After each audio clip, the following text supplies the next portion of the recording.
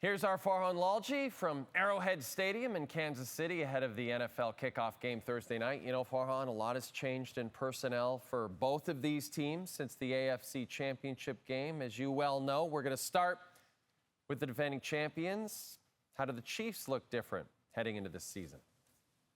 Well, I think the main thing is that receiving core. And maybe the biggest testament to Patrick Mahomes' career is that he won a Super Bowl with the receivers he had last year. I go back to last year's season opener against Detroit. They had 7 drops and lost that game by a point. And it starts with Xavier Worthy, who this team took in the first round of the draft. The fastest player ever in terms of a 40-yard dash time at the NFL Combine, 4.21. And even though he didn't do a lot in the preseason, when he was out there, you could see the attention that defenses were giving him. It could be Tyreek Hill 2.0 in terms of what he's able to do for that offense.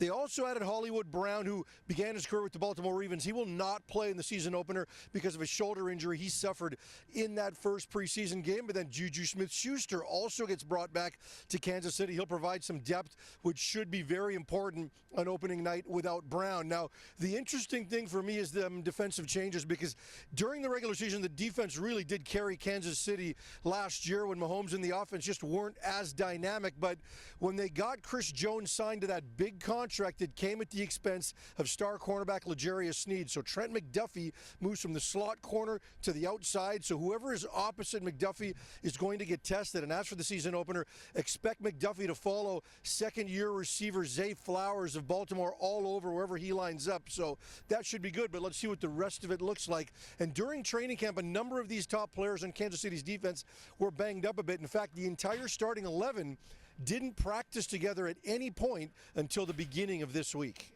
The Ravens also made some significant offseason changes, highlighted by a massive addition to what is already, Farhan, the league's best rushing attack.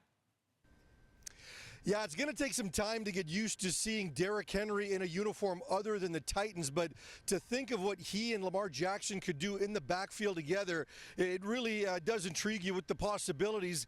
And one thing is that Henry is very comfortable against Kansas City. In 6 career meetings against the Chiefs, he's averaging 112 yards per game on the ground, 6.7 yards per carry, which is his most against any opponent that he's faced. So, you know, what will that running game look like? But they also have 3 new starting offensive linemen compared to last year, including a rookie at right tackle. So that's going to take some getting used to for the Ravens and Todd Monken, the offensive coordinator. Now, on the defensive side, this team did add Eddie Jackson and Nate Wiggins to an already stacked secondary led by all-pro safety Kyle Hamilton. But they did lose inside linebacker Patrick Queen, who signed with the Ravens' rivals, the Steelers. But the big change, Mike McDonald, no longer the DC in Baltimore. That team led the NFL last year in terms of scoring defense. He's now the head coach in Seattle. So Zach Orr takes over, and his first game, Patrick Mahomes and Andy Reid and the defending Super Bowl champions. Ravens are 7-1 in their last 8 kickoff weekend openers, and they've outscored their opponents 253-77. Farhan Lalji, thanks for this.